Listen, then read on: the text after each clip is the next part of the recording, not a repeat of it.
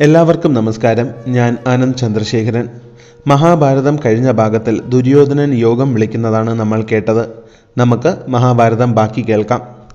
ദ്വൈതവനത്തിൽ കഴിയുന്ന പാണ്ഡവരെ സന്ദർശിച്ച് മടങ്ങിയ ചില മുനിമാർ ഹസ്തിനപുരിയിലെത്തി ധൃതരാഷ്ട്ര മഹാരാജാവിനെയും കണ്ടു.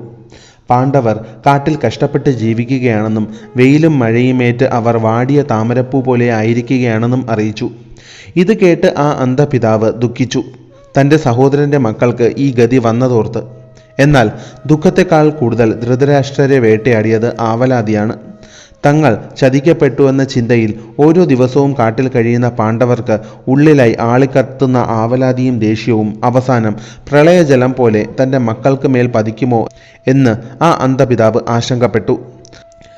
ദുർബലമായ ചങ്ങലകളാൽ ബന്ധിക്കപ്പെട്ട മതയാനകളായ പാണ്ഡവന്മാർ ചങ്ങല പൊട്ടിച്ച് മതിച്ചു വന്ന് ഹസ്തിനപുരിയെ തച്ചുടച്ചാലോ എന്ന് ധൃതരാഷ്ട്രർ ശങ്കിച്ചു. എന്നാൽ ഇതേ സമയം ദ്വൈതവനത്തിൽ നിന്നും വന്ന മുനിമാരിലൂടെ പാണ്ഡവരുടെ ദുസ്ഥിതിയുടെ ആഴം മനസ്സിലാക്കിയ കർണന് ഒരു തോന്നലുണ്ടായി. ദുസ്ഥിതിയിൽ കഴിയുന്ന പാണ്ഡവർക്ക് ദുര്യോധനന്റെ ഐശ്വര്യം ചെന്ന് കാണിച്ചു കൊടുത്താൽ നന്നായിരിക്കുമെന്ന് കർണന് തോന്നി. കർണൻ ദുര്യോധനനോട് പറഞ്ഞു, സുസ്ഥിതിയിൽ നിൽക്കുന്നവന് ദുസ്ഥിതിയിലിരിക്കുന്ന തൻ്റെ ശത്രുവിനെ, മലമുകളിൽ നിൽക്കുന്നവൻ ഭൂമിയിൽ നിൽക്കുന്നവരെ നോക്കുന്നത് എന്ന പോലെ നോക്കിക്കാണുവാൻ കഴിഞ്ഞാൽ അതിൽ പരം ഒരു സുഖം മറ്റെന്തുണ്ട്? ഉണ്ണി പിറന്നാലും ധനം നേടിയാലും രാജ്യം നേടിയാലും കിട്ടുകയില്ല ശത്രുവിൻ്റെ വലച്ചിൽ ചെന്ന് കണ്ടാൽ കിട്ടുന്ന മനസുഖം. ആശ്രമത്തിൽ മരവുരിയും മാന്തോലും ചുറ്റിയ അർജുനനെ സർവ്വ ഐശ്വര്യത്തോടെയും ചെന്ന് നമുക്ക് കാണുവാൻ കഴിഞ്ഞാൽ പിന്നെ അതിനപ്പുറം ഒരു സുഖം നമുക്ക് ലഭിക്കുവാനില്ല. ദുര്യോധനൻ പറഞ്ഞു, വാസ്തവം തന്നെയാണ് നീ പറഞ്ഞത് കർണ. മരവുരിയും മാന്തോലും ചുറ്റിയ പാണ്ഡവരെ കണ്ടാൽ കിട്ടുന്ന രസം എനിക്ക് ഭൂമി മുഴുവൻ കിട്ടിയാലും ലഭിക്കുകയില്ല. ഐശ്വര്യം കെട്ട് കാട്ടിൽ കാവ്യം ചുറ്റി നടക്കുന്ന പാഞ്ചാലിയെ കാണുവാൻ കഴിഞ്ഞാൽ ഹോ, എൻ്റെ കണ്ണുകൾക്ക് കാണുവാൻ കഴിയുന്ന ഏറ്റവും നല്ല കാഴ്ചയായിരിക്കും അത്. ദരിദ്രരായി കഷ്ടപ്പാട് സഹിച്ച് കാട്ടിൽ കഴിഞ്ഞു വരുന്ന യുധിഷ്ഠിരനും ഭീമനും സർവ്വ ഐശ്വര്യവും പൂണ്ടിരിക്കുന്ന സർവ്വപ്രതാപിയായ എന്നെ നോക്കി കാണുന്നുവെങ്കിൽ അപ്പോഴേ ഞാൻ ജീവിച്ചിരിക്കുന്നുള്ളൂ എന്നതിൻ്റെ അർത്ഥം കൈവരിക്കുന്നുള്ളൂ. എന്നാൽ ഇതിന് ഒരു തടസ്സമുണ്ട്. ഒരിക്കലും അച്ഛനായ ധൃതരാഷ്ട്ര മഹാരാജാവ് ഈ ഉദ്ദേശവുമായി എന്നെ ദ്വൈതവനത്തിൽ പോകുവാൻ അനുവദിക്കുകയില്ല. അല്ലെങ്കിൽ തന്നെ അദ്ദേഹം പാണ്ഡവരെ ഓർത്ത് ആശങ്കയിൽ കഴിയുകയാണ്. നമുക്ക് എന്തെങ്കിലും ഒരു പദ്ധതി രൂപപ്പെടുത്തിയെടുക്കണം. ദ്വൈതവനത്തിൽ പോയി പാണ്ഡവരെ കാണുവാൻ പറ്റുന്ന രീതിയിൽ എന്തെങ്കിലും ഒരു ഉപായം നമുക്ക് കണ്ടെത്തണം. അങ്ങനെ ദുര്യോധനനും ശകുനിയും കർണനും ദുശാസനനും കൂടി രാത്രിയിലിരുന്ന് ആലോചിച്ച് ഒരു ഉപായം കണ്ടെത്തി. അക്കാലത്ത് സർക്കാർ വകയായിട്ടുള്ള ഗോധനങ്ങളെല്ലാം ഓരോ സ്ഥലങ്ങളിലായി ഉരുക്കൂട്ടി നിർത്തുകയായിരുന്നു പതിവ്. ഗോധനം എന്നാൽ പശുക്കൾ. പശുക്കളെ ധനമായി ഐശ്വര്യമായി കണക്കാക്കിയിരുന്നു അന്ന്. ഇന്നത്തെ കാലത്തെ ഗവൺമെൻറ്റുകൾക്ക് മൃഗസംരക്ഷണ വകുപ്പ് ഉള്ളതുപോലെ അന്നത്തെ കാലത്ത് പശുക്കളെ നോക്കുവാൻ ഒരു പ്രത്യേകമായ ഒരു വകുപ്പ് തന്നെ ഉണ്ടായിരുന്നു. അങ്ങനെ രാജാവിൻ്റെ ധനമായ പശുക്കളെ അതാത് പ്രദേശങ്ങളിൽ ഒരു സ്ഥലത്തായി പാർപ്പിച്ച് പരിപാലിച്ച് വരിക പതിവായിരുന്നു. അതിനെ ഘോഷമെന്നാണ് പറഞ്ഞിരുന്നത്. ഘോഷമെന്നാൽ പശുക്കളെ ഉരുക്കൂട്ടി നിർത്തുന്ന ഇടം. ഭരണാധികാരികൾ അതാത് സമയത്ത് ഘോഷങ്ങൾ സന്ദർശിച്ച് കണക്കെടുക്കുക പതിവായിരുന്നു. കൗരവർക്ക് ദ്വൈതവനത്തിനരികിലായി ചില ഘോഷങ്ങൾ ഉണ്ടായിരുന്നു. ദ്വൈതവനത്തിനടുത്തായുള്ള ഘോഷങ്ങൾ സന്ദർശിച്ച് പശുക്കളുടെ കണക്കെടുക്കേണ്ട സമയമായിരിക്കുന്നു എന്ന് പറഞ്ഞ് ധൃതരാഷ്ട്രരെ സമീപിക്കാമെന്ന് ദുര്യോധനൻ ഉപായം കണ്ടെത്തി. അങ്ങനെ ദുര്യോധനൻ ധൃതരാഷ്ട്രരുടെ അടുത്തെത്തി ദ്വൈതവനത്തിന് അടുത്തായുള്ള ഘോഷങ്ങൾ സന്ദർശിക്കുവാനും പിന്നെ കുറച്ച് നായാട്ട് നടത്തുവാനും ഉള്ള അനുവാദം തേടി. ദുര്യോധനൻ്റെ ശരിക്കുള്ള ഉദ്ദേശം എന്താണെന്ന് ധൃതരാഷ്ട്രർക്ക് അറിയില്ലായിരുന്നു. ധൃതരാഷ്ട്രർ പറഞ്ഞു, പുത്ര, ഘോഷങ്ങൾ സന്ദർശിച്ച് കണക്കുകൾ ശരിയാണോ എന്ന് നോക്കേണ്ടത് ഭരണാധികാരിയുടെ കടമ തന്നെയാണ്. എന്നാൽ നീ ഈ പറയുന്ന ഘോഷങ്ങൾ പാണ്ഡവർ വസിക്കുന്ന ദ്വൈതവനത്തിന് സമീപത്തായാണ് ഉള്ളത്. കാട്ടിൽ കഷ്ടപ്പാട് സഹിച്ച് ഉള്ളിലുള്ള സങ്കടങ്ങളെല്ലാം കടിച്ചു പിടിച്ച് എല്ലാം വിധിയെന്ന് സമാധാനിച്ച് കഴിയുവാൻ ശ്രമിക്കുന്ന പാണ്ഡവരെ നീ ഒരു തരത്തിലും വേദനിപ്പിക്കുകയോ പ്രകോപിപ്പിക്കുകയോ ചെയ്യരുത്. ഏത് നിമിഷവും പൊട്ടിത്തെറിക്കാവുന്ന അഗ്നിപർവ്വതമാണ് പാണ്ഡവർ. നീ എടുത്തു ചാടി എന്തെങ്കിലും അവിവേകം കാണിച്ച് ആപത്ത് ക്ഷണിച്ചു വരുത്തരുത്. അർജുനൻ്റെ കൈവശമില്ലാത്ത ദിവ്യാസ്ത്രങ്ങൾ ഒന്നും തന്നെ ഇല്ല എന്നാണ് എനിക്ക് അറിയുവാൻ കഴിഞ്ഞത്.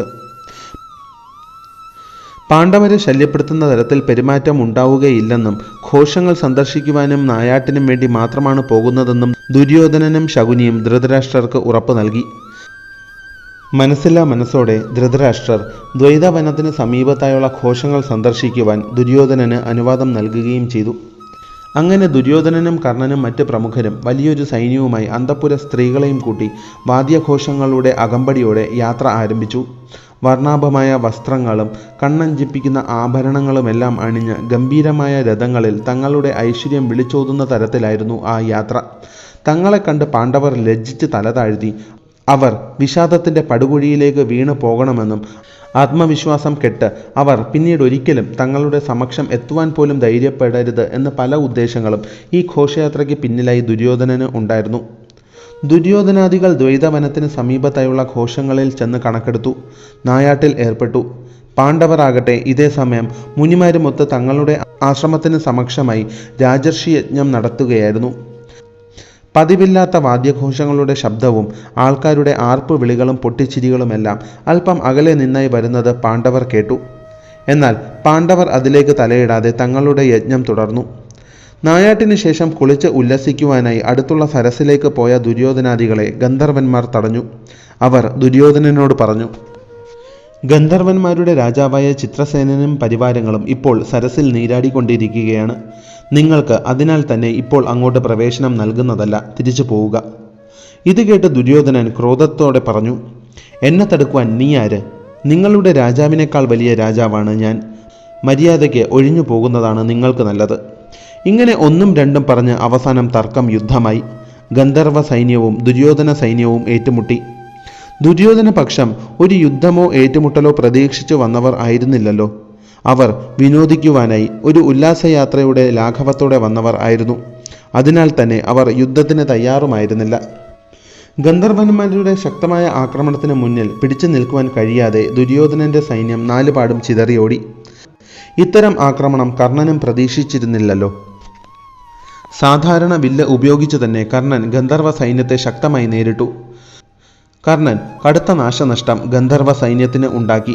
സാധാരണ അമ്പും വില്ലും ഉപയോഗിച്ച് കർണൻ ഇത്രയും ശക്തമായി തങ്ങളുടെ ആക്രമണം പ്രതിരോധിക്കുന്നത് കണ്ട് ഗന്ധർവന്മാർ സരസിൽ നീരാടിക്കൊണ്ടിരിക്കുന്ന തങ്ങളുടെ രാജാവായ ചിത്രസേനനെ വിവരമറിയിച്ചു.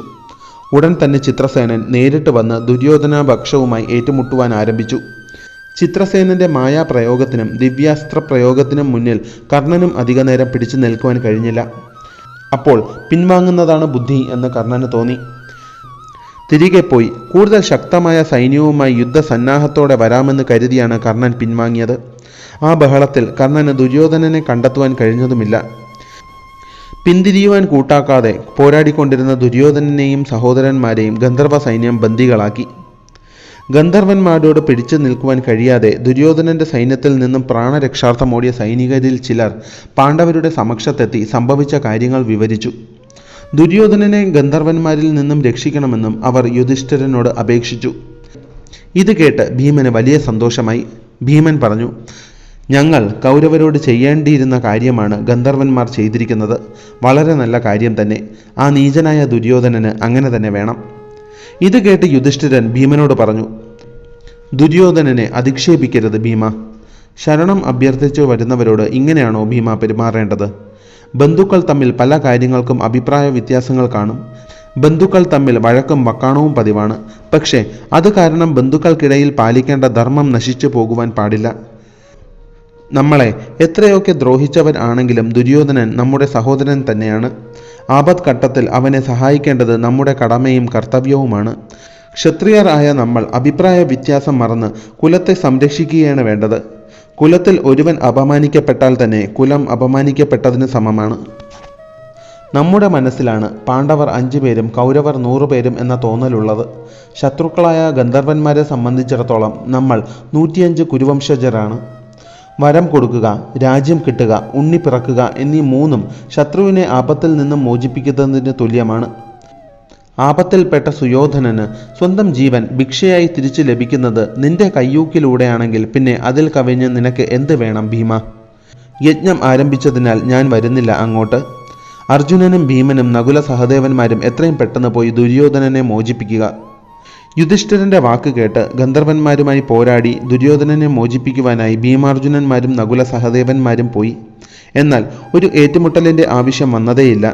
ഗന്ധർവ രാജാവായ ചിത്രസേനൻ അർജുനന്റെ അടുത്ത മിത്രമായതിനാൽ അർജുനനെ കണ്ടതും ഗന്ധർവന്മാർ ദുര്യോധനാദികളെ ബന്ധനത്തിൽ നിന്നും മോചിപ്പിച്ചു. ചിത്രസേനൻ അർജുനനോട് പറഞ്ഞു. ദുര്യോധനന്റെ ഈ ഘോഷയാത്രയ്ക്ക് പിന്നിലെ ഉദ്ദേശം ദേവേന്ദ്രന് അറിയാമായിരുന്നു. അദ്ദേഹം നിർദ്ദേശിച്ച പ്രകാരമാണ് ദുര്യോധനനെ ഒരു പാഠം പഠിപ്പിക്കുവാനായി ഞാൻ സൈന്യവുമായി ഇവിടെ വന്നത്. എന്തായാലും അർജുനൻ എൻ്റെ സുഹൃത്ത് ആയതിനാൽ ഞാൻ ദുര്യോധനനെയും അവൻ്റെ സഹോദരന്മാരെയും ബന്ധനത്തിൽ നിന്ന് മോചിപ്പിക്കാം. ഇവരെ എന്ത് ചെയ്യണമെന്ന കാര്യത്തിൽ യുധിഷ്ഠിരൻ തീരുമാനമെടുക്കട്ടെ. അങ്ങനെ ഭീമാർജുനന്മാരും നകുല സഹദേവന്മാരും ഗന്ധർവന്മാരും ദുര്യോധനനെയും സഹോദരന്മാരെയും കൂട്ടി യുധിഷ്ഠിരൻ്റെ സമക്ഷത്തെത്തി. യുധിഷ്ഠിരൻ ഗന്ധർവന്മാരോട് പറഞ്ഞു, ദുര്യോധനനെയും സഹോദരന്മാരെയും വകവരുത്തി കളയാതിരുന്നതിന് നിങ്ങൾക്ക് നന്ദി. ഇവരെ ബന്ധനത്തിൽ നിന്ന് മോചിപ്പിച്ചതിലൂടെ നിങ്ങൾ നമ്മുടെ കുലത്തിൻ്റെ മാനമാണ് രക്ഷിച്ചത്. തല താഴ്ത്തി നിൽക്കുന്ന ദുര്യോധനനോട് യുധിഷ്ഠിരൻ പറഞ്ഞു, ഇനി ഇത്തരം അവിവേകമൊന്നും കാണിക്കരുത് ദുര്യോധന. മനസ്സിൽ പകവയ്ക്കാതെ തിരിച്ച് ഹസ്തിനപുരിയിലേക്ക് മടങ്ങിയാലും. ചിത്രസേനൻ ദുര്യോധനനോട് പറഞ്ഞു, പാണ്ഡവർ പറഞ്ഞതുകൊണ്ട് നിന്നെയും നിന്റെ സഹോദരന്മാരെയും ഞാൻ വെറുതെ വിട്ടിരിക്കുന്നു. പാണ്ഡവരുടെ ഭിക്ഷയായി ലഭിച്ച ജീവനും കൊണ്ട് എത്രയും വേഗം രക്ഷപ്പെട്ടുകൊള്ളുക. ദുര്യോധനൻ അന്നേവരെ ആരാലും ഇത്രയും അപമാനിക്കപ്പെട്ടിട്ടില്ലായിരുന്നു. താങ്ങുവാൻ കഴിയാത്ത അപമാന ഭാരവുമായി ദുര്യോധനൻ തല താഴ്ത്തി നടന്നു നീങ്ങി. പിന്നിലായി കൗരവ സഹോദരന്മാരും. തൽക്കാലം മഹാഭാരതത്തിൻ്റെ ഈ ഭാഗം ഞാൻ ഇവിടെ വച്ച് നിർത്തുകയാണ്. എല്ലാവർക്കും ഈ ഭാഗം ഇഷ്ടമായെന്ന് കരുതുന്നു. നന്ദി.